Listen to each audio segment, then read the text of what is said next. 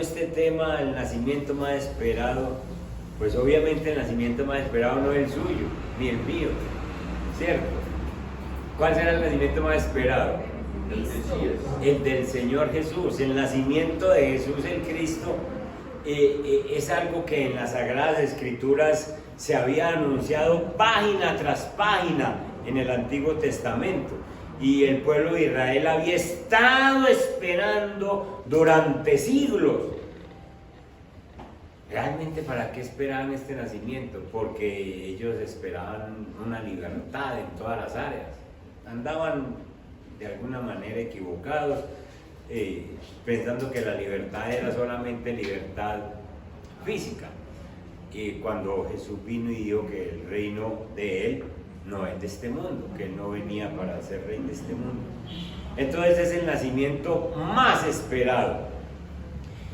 Entonces yo cuando estaba estudiando este tema me acordaba de mi nacimiento y me daba risa pensar en mi nacimiento porque mi mamá sí me contaba cuando yo nací. Y entonces mi papá un borrachín, mi mamá ya acá ajustando los 9 meses, vivíamos en la montaña.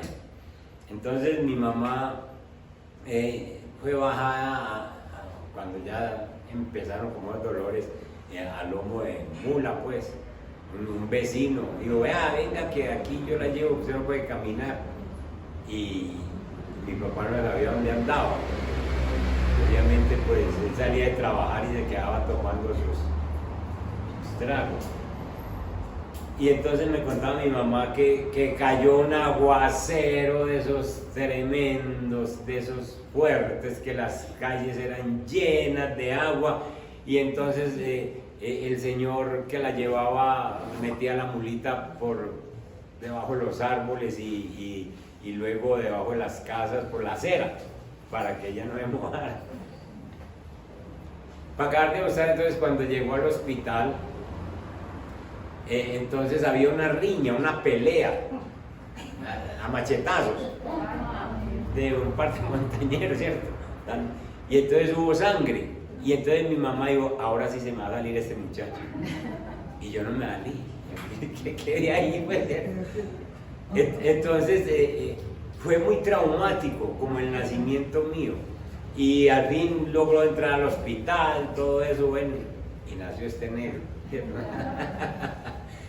Y entonces me ponía yo a pensar, hombre, ¿quién esperaba mi nacimiento? Tal vez ella, pero no era como un nacimiento así tan esperado, tan nombrado por van a ser tal persona en tal lugar. No.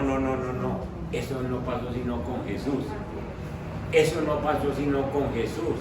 Que todo el pueblo de Israel esperaba ese nacimiento. Todo el pueblo de Israel esperaba ese nacimiento, y pasaron años y se nombraba, y las escrituras decían en el Antiguo Testamento, Miqueas, Isaías, todo esto decían detalles de cómo iba a ser ese niño, detalles de la familia donde iba a venir, detalles. Ustedes leen a Isaías capítulo 9 y ahí habla detalles de ese niño que iba a nacer. Entonces era un niño muy esperado.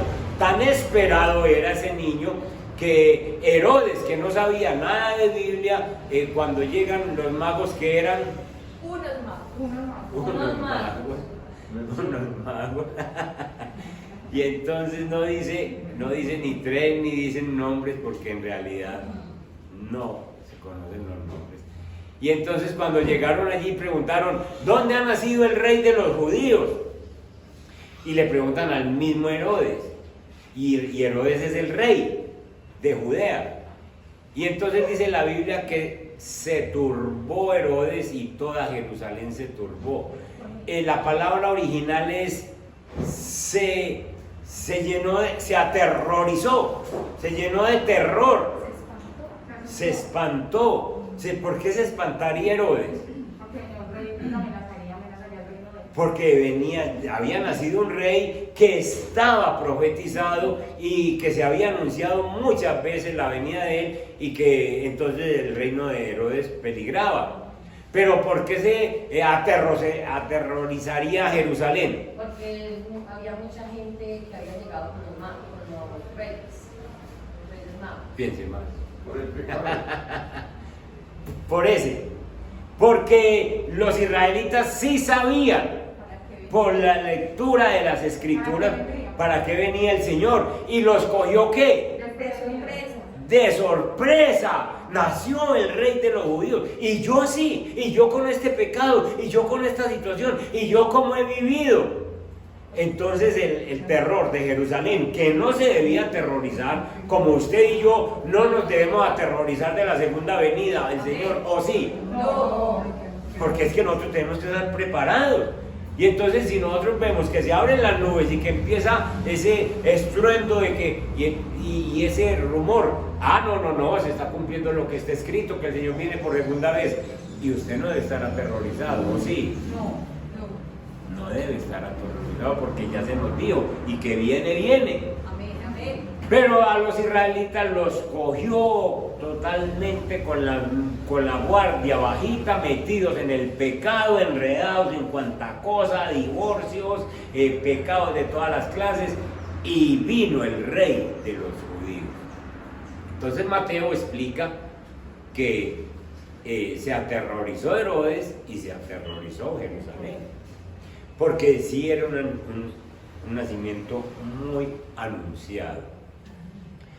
Yo hoy voy a usar un capítulo que a ustedes no les gusta mucho, Mateo capítulo 1, la genealogía, pero es que sencillamente en la genealogía, eso es una belleza para cualquier judío. Mateo, que es judío de pura cepa, él sabe que para cualquier judío es tan importante ese capítulo 1, es tan importante porque se está dando la genealogía del nacimiento más anunciado, de dónde viene, cómo viene. Y para nosotros de pronto no le paramos muchas bolas. Nosotros muchas veces pasamos por alto el capítulo 1 de Mateo y decimos, es que tantos nombres. Es que, ¿qué me dicen a mí todos esos nombres? Esos nombres dicen mucho. Y si el Espíritu Santo le dijo a Mateo, escríbame esto, es porque usted y yo lo necesitamos. Amén. Y el primero. Y entonces es necesario que nosotros un día le dediquemos a buscar estos nombres que nos dicen y que realmente nos enseñan. Entonces, empieza Mateo diciendo, el libro de la genealogía de Jesucristo. Empieza hablando de unas generaciones pero generaciones de Jesucristo. Y lo primero que vemos aquí es que hay un nuevo comienzo para la humanidad. Con el nacimiento de Jesús, hay un nuevo comienzo para la humanidad.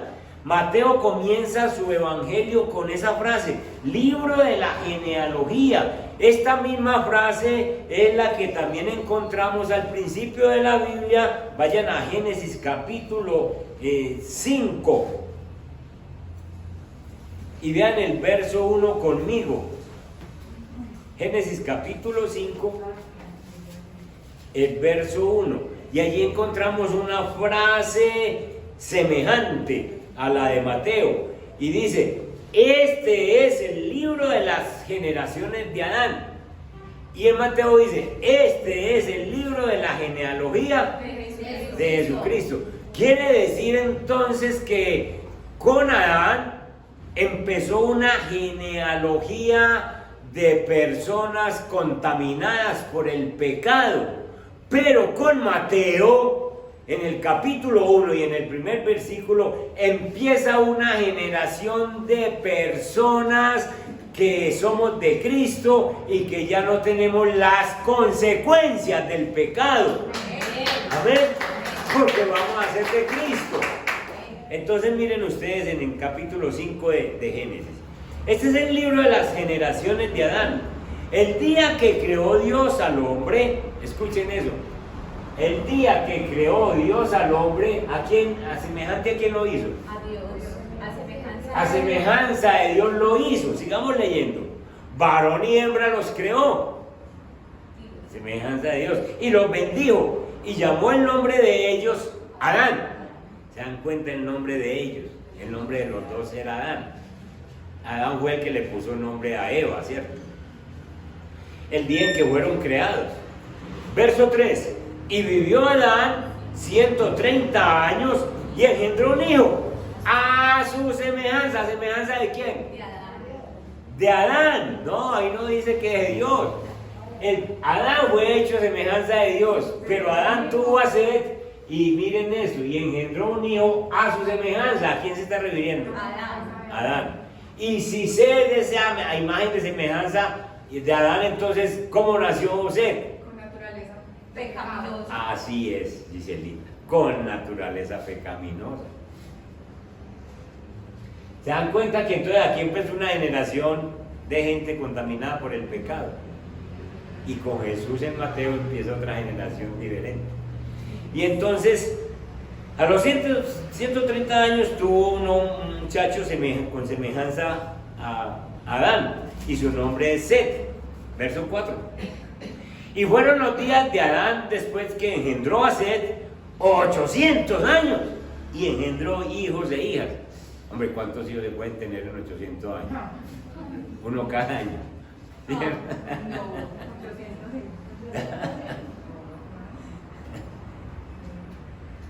Porque no dice cuántos tuvo Adán, dice tuvo hijos e hijas.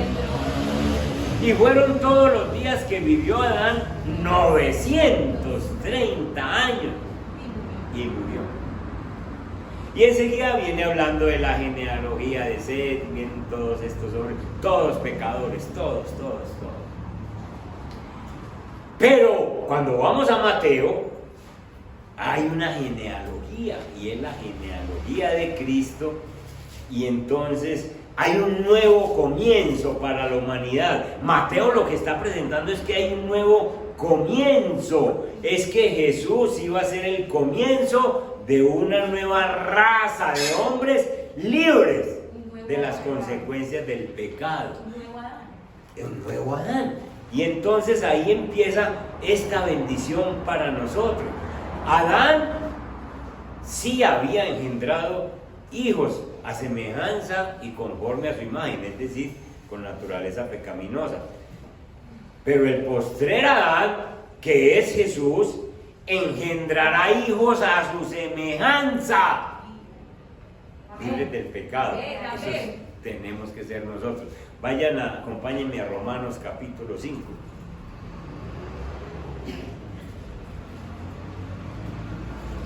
Romanos capítulo 5. Vean conmigo el verso 17. Dice: pues si por la transgresión de uno solo reinó la muerte, mucho más reinarán en vida por uno solo, Jesucristo, los que reciben la abundancia de la gracia y el don de la justicia. Así que como por la transgresión de uno vino la condenación a todos los hombres, de la misma manera por la justicia de uno vino a todos los hombres la justificación de vida.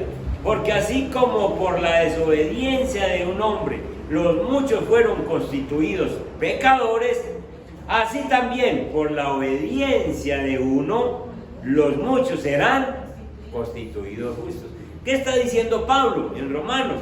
Está diciendo que empezó una nueva generación, herederos de Cristo, hijos de Cristo, que sencillamente seremos muchos más, porque por la obediencia de Jesús muchos vamos a conocer a Dios Padre y muchos vamos a conocer esa bendición tan grande. Entonces, hermanos, nosotros podemos estar seguros que Mateo nos está hablando de una nueva generación, la generación de cristianos comprometidos con el Señor, la generación de cristianos no de nombre, sino de hecho. Yo soy cristiano y me comporto como cristiano y vivo como cristiano, y en un mes de estos 30 días, 31 días, igual que otros muchos meses, pero hay cantidad de gente que se desborda porque se dejan llevar. del ambiente que nos está envolviendo. Y entonces Mateo se encarga de decirnos: hay una nueva generación. La genealogía de Cristo es una nueva generación. Ya no es la generación de Adán, ya es la generación del segundo Adán. Y entonces volvamos a Mateo capítulo 1, dice que libro de la genealogía de Jesucristo, que es hijo de David e hijo de Abraham. Cuando una persona no ha leído Biblia, uno dice, pero es que, ¿cómo va a ser Jesús hijo de Abraham? Si Jesús y Abraham se llevan tanto tiempo. Pero es que estamos hablando de esa promesa de bendición, la historia de la promesa. Escuchen, hermanos, el Mesías, dice la Biblia, nacería de la simiente de Abraham. Pero es que Abraham es un viejito y es que tiene una mujer estéril. Y entonces, ¿cómo va a hacer eso? Y Dios empieza a hacer milagros porque Él es el que ha dicho que de Abraham serán benditas todas las naciones. Y entonces, después de que se da la dispersión allá en Babilonia, en la torre de Babel, que la gente trata de construirse una torre para llegar hasta el cielo, Dios les confunde las lenguas y los dispersa, y después de eso está en Génesis 6, 7, y después de eso Dios llama a Abraham, y Abraham hace caso, y entonces vamos a encontrar en Génesis capítulo 12 que el Señor le dice: Abraham, deja tu tierra y tu parentela, y haré de ti una gran nación, y en ti serán benditas todas las naciones. Abraham le cree a Dios, por algo será que se le conoce como el padre de la fe, porque este hombre no piensa en que Dios lo ha sacado para formar otra ciudad. Este hombre, dice Hebreos, que este hombre esperaba la ciudad que tiene fundamentos, cuyo arquitecto y constructor es Dios. Entonces Abraham miraba mucho más allá. Abraham miraba la promesa y decía: no, esto tiene que ir más allá, esto no es una ciudad en la tierra, esto es algo mucho más allá. Y entonces, pero no solo eso, Abraham pensaba en que esa promesa que Dios le da de que iba a ser bendición para las naciones traspasaba todos los límites de lo temporal, los límites de lo terrenal, y entonces se graba muy bien la promesa que Dios le da en Génesis 22, 18. Por favor, la buscamos. Génesis 22, 18. Miren esta belleza que está escrita ahí. En tu simiente, le dice Dios a Abraham, en tu simiente serán benditas todas las naciones de la tierra, por cuanto obedeciste a mi voz. En tu simiente. Y resulta que Abraham es viejito y resulta que Sara es estéril.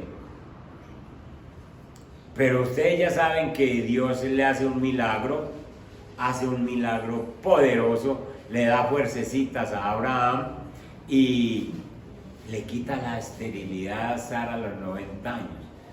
¿Por qué Dios no mandó el hijo a los 40 o a los 50 de Sara? ¿Por qué lo mandó a los 90?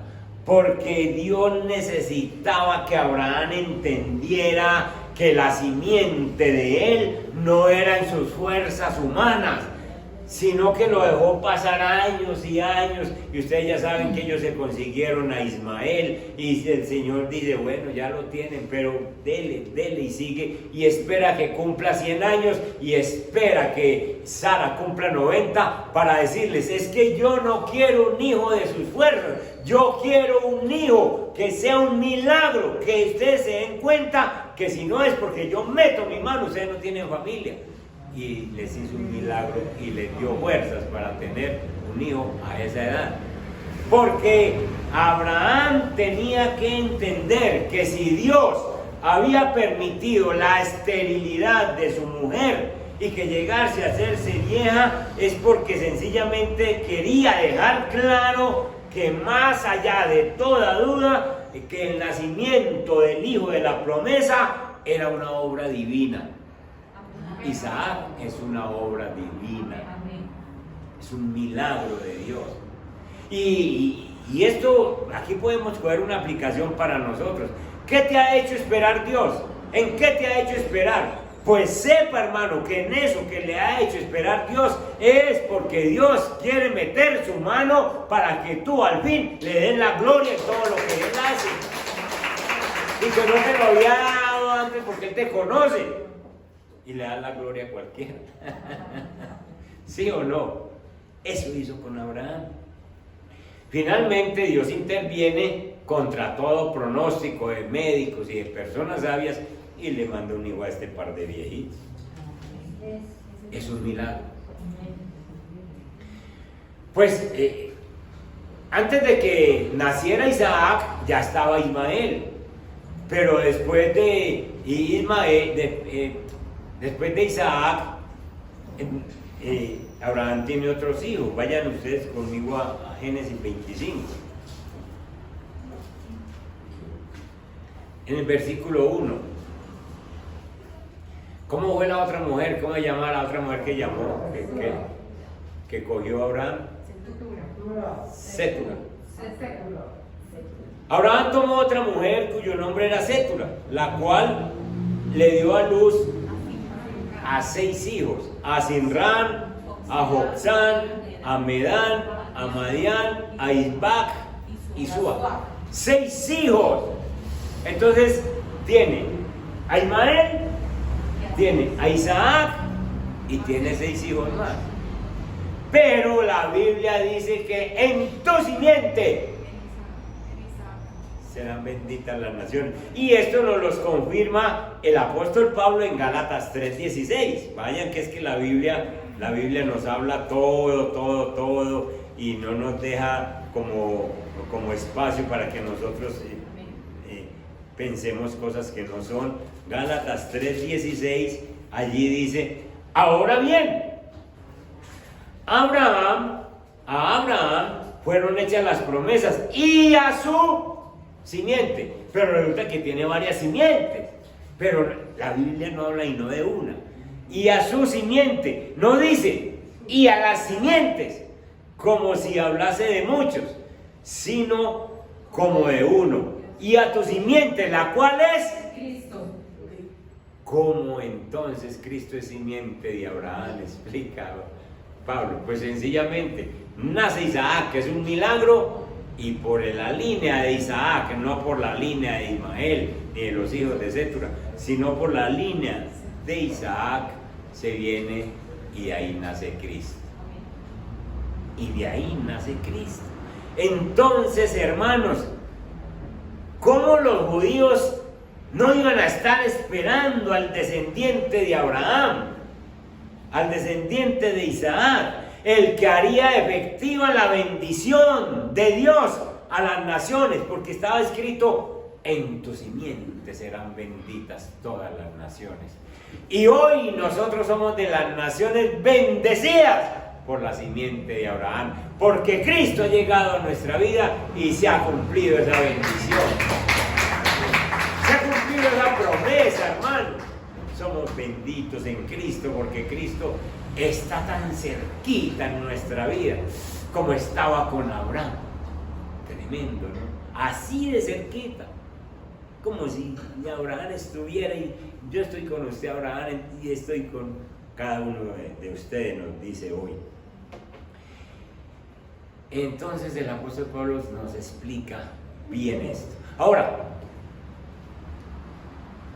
miremos otra vez a Mateo. En Mateo hay 4 mujeres. Hay 4 mujeres que Mateo habla. Mateo es judío y Mateo no es muy, por ser judío, no es muy dado a poner mujeres en sus escritos, porque los judíos no tienen la costumbre. Pero allí encontramos 4 mujeres y vamos a hacer una lectura que yo, como les he dicho, a uno de pronto no le gusta mucho, pero hay que leer. Dice, verso 2: Abraham engendró a Isaac, ¿verdad, sí o no? Sí. Isaac engendró a Jacob, Y Jacob engendró a Judá. ¿Cuántos hijos tuvo Jacob? 12. Pero no está nombrando sino a Judá. Y uno, como buen cristiano, uno esperaría que José viniera que Jesús viniera de José, del buen muchacho que se lo llevaron para Egipto. Ese muchacho sí que valía la pena. De ahí debía venir Jesús. Pero nació ¿de quién? De Judá. De Judá. Miren pues. Y Jacob a Judá y a sus hermanos. Judá engendró y aparece una primera mujer. Tamar. ¿Quién me acuerda quién era Tamar? ¿Quién se acuerda? Algo que se acuerden de Tamar.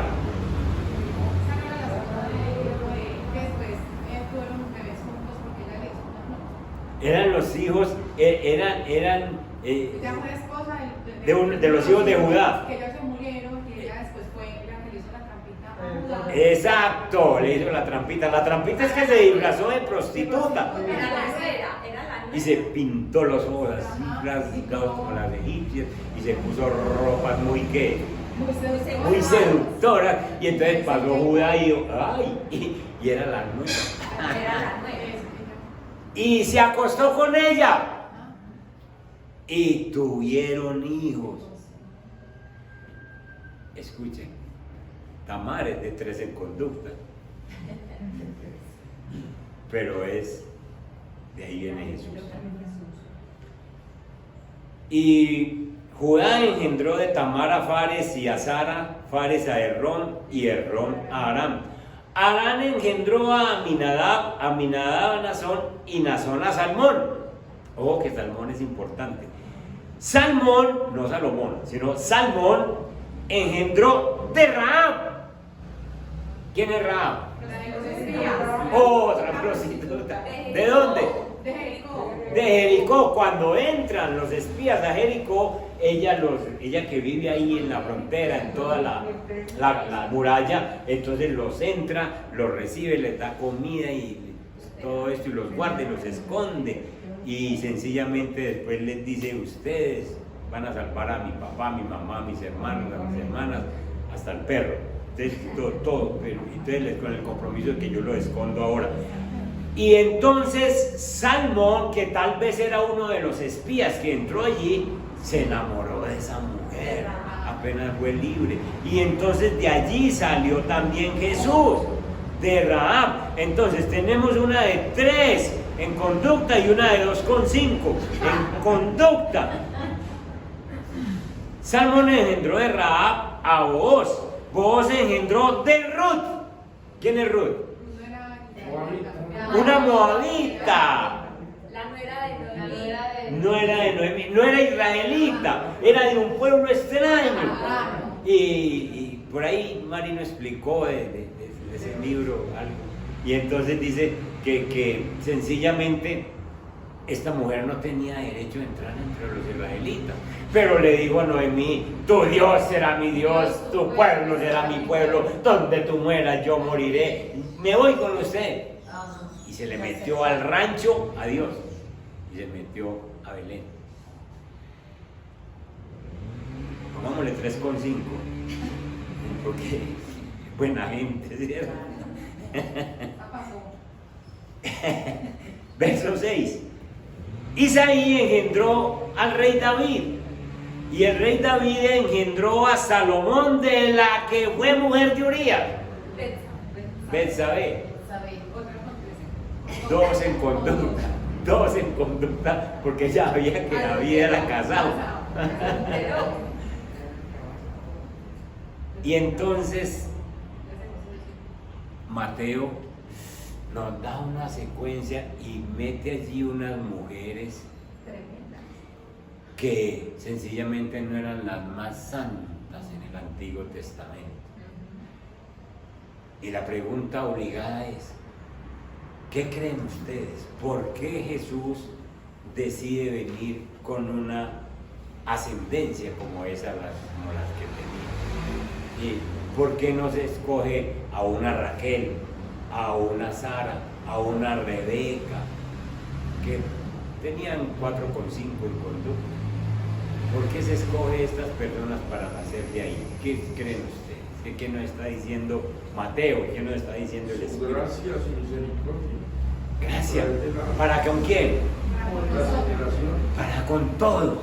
Porque la simiente tuya será bendición para todas las naciones. Entonces Jesús no está dejando a nadie por fuera. Porque uno podía decir, no, yo de la familia que vengo, ¿qué me va a recibir Dios a mí? Mi papá borracho, mi mamá tal cosa, mis hermanos tal cosa. Pero Dios ha abierto la puerta para todo mundo cuando Jesús dice, miren de dónde vengo, miren de quién escogí, de dónde escogí nacer. Entonces todos ustedes tienen entrada a mi reino. Amén. Sencillamente nos está diciendo, la Biblia dice que fue contado entre los pecadores. Y eso de ser contado entre los pecadores es que se muestre de dónde viene. Pero él no pecó y venía de pecadores. Esto sí que está bueno, ¿no? Venía de pecadores y no pecó. ¿Usted por qué tiene que beber? ¿Que porque su papá bebía? ¿O usted por qué tiene que fumar? ¿Porque su mamá fumaba o su papá fumaba? No, señor. Usted es de Cristo. Y los que somos de Cristo nos Amén. Entonces ese rey esperado es una gran bendición. Es una gran bendición. Él es el rey. Y entonces miren ustedes como Mateo, insisto en que ustedes tienen que dedicarle más tiempo al primer capítulo de Mateo. Miren ustedes el versículo 16 de Mateo 1. Cómo Mateo va nombrando personas, 14 generaciones va nombrando. Pero llega el versículo 16 y dice, y Jacob engendró ¿a quién? Pero no es el Jacob del Antiguo Testamento, sino que es uno nuevo, ¿cierto? Y Jacob engendró a José, marido de María, de la cual, si miran esto, marido de María, de la cual quitó a José. Y empieza a hablar de María, de la cual nació Jesús llamado el Cristo. Lo que Mateo nos está diciendo de una vez es, Jesús no es nacido de hombre, no es nacido de José. José es el marido de María, y esto sí que lo debían de subrayar, marido de María, para que le muestren a todos sus religiosos, que es que María sí tenía marido. Era una mujer casada, tenía marido. Y al tener marido, pues el marido exige que se le atienda como marido. Y de hecho tuvieron otros hijos. Cosa que no he podido entender, detalles que da la Biblia y que uno los pasa por alto.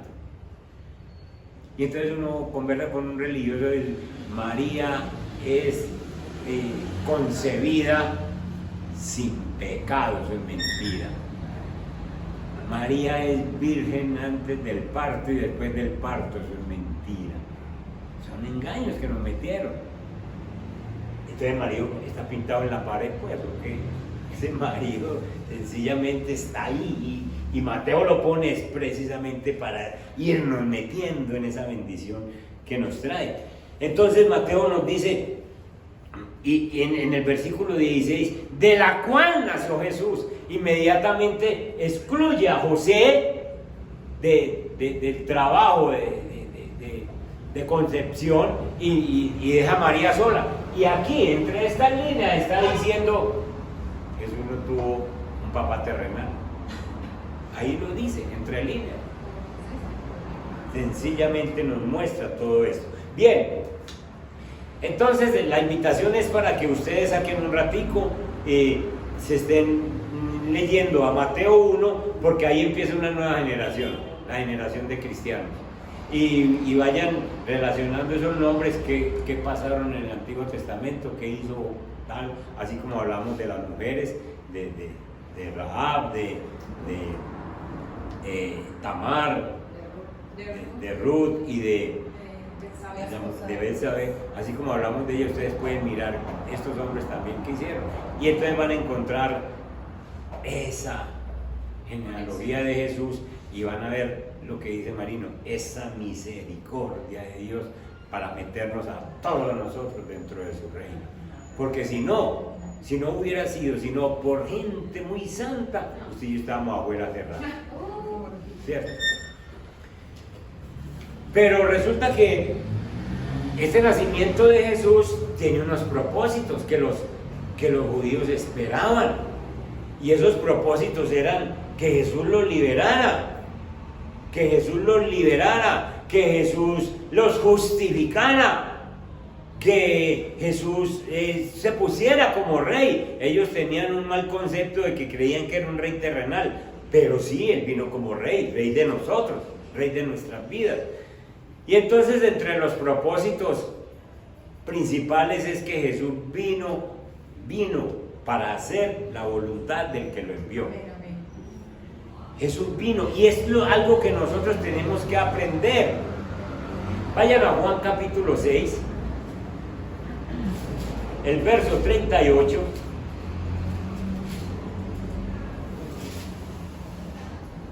¿Alguien que lo lea? Porque he descendido del cielo no para hacer mi voluntad, sino la voluntad del que me envió. Miren eso, hermanos, qué belleza. Propósito de Dios venir a la tierra, de Jesús venir a la tierra. Descendí del cielo no para hacer mi voluntad, sino la voluntad del que me envió. Esta afirmación nos habla de sujeción de Jesús al Padre. Él mostró todo el tiempo la autoridad que tenía el Padre sobre él. Yo les pregunto, usted ahora que se hizo cristiano y que es descendiente, que pertenece a la generación de Cristo, ¿usted está sometido a la voluntad del Padre? Digan amén por lo menos para que nos consolemos. ¿Saben por qué? Porque este versículo nos habla de que Jesús sí estaba cumpliendo su propósito, porque nos habla de una vida, de un ministerio sobre la tierra, completamente sujetos a la voluntad del Padre. Y como Jesús mismo dijo, Él no hacía nada, ni decía nada que su Padre no le mandara, hermano, sino que Él dice, lo que veo hacer a mi Padre, eso hago. Lo que escucho, mi Padre, eso digo. Hoy se escuchan ustedes y yo, escuchamos muchos cristianos pidiendo, Señor, que se haga tu voluntad. Y empezamos a leer la Biblia donde está la voluntad del Padre y dice, usted debe hacer tal cosa, usted debe hacer tal otra. Ay, no, Señor, eso no es para mí. Entonces, ¿para qué dice que se haga tu voluntad? Ustedes no van a encontrar a Jesús contrariando al Padre, porque el propósito de Él era venir a hacer la voluntad del que lo envió. Y entonces, hermanos, nosotros muchas veces en el ambiente cristiano escuchamos expresiones populares de personas que dicen, yo solo quiero hacer lo que mi Padre diga. Esta semana te toca ir a Bredonia. No puedo.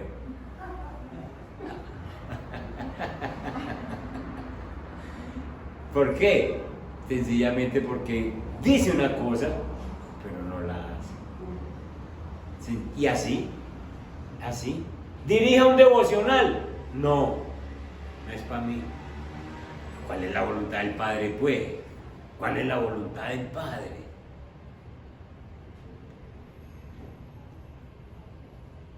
Los que somos de la generación de Cristo, hacemos lo que Cristo hizo. Él nos enseñó a vivir una vida dependiendo del Padre. Cuando nosotros, hermanos, somos confrontados con las palabras de Jesús, nosotros tenemos que hacer lo que Jesús nos manda a hacer, porque nosotros escogemos muchas veces conveniencias para nosotros y desechamos la voluntad de Dios. El Verbo de Dios se hizo hombre para enseñarnos cómo se hace la voluntad del Padre. Uno de los propósitos grandes de Jesús fue, yo vengo para que ustedes enseñen a hacer la voluntad del Padre, así como yo la hago, ustedes aprendan.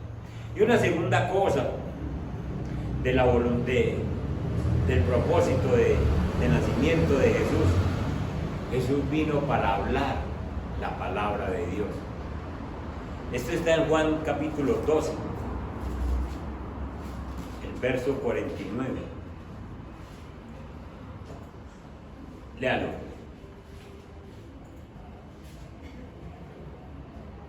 Alguien que lo lea. Amén. Yo no he hablado por mi propia cuenta. El Padre que me envió me ordenó qué decir y cómo decirlo. Amén. La Reina Valera dice, porque yo no he hablado por mi propia cuenta, el Padre que me envió, Él me dio mandamiento de lo que he de decir y de lo que he de hablar. Este segundo propósito es que Jesús nunca vino a hablar sus palabras. Jesús nunca vino a expresar sus pensamientos. Jesús nunca trajo sus propuestas o sus ideas o iniciativas de su propia cuenta, sino que Jesús vino y habló solamente lo que el Padre le indicó. Esto es clave en el entendimiento de cómo debemos hablar nosotros.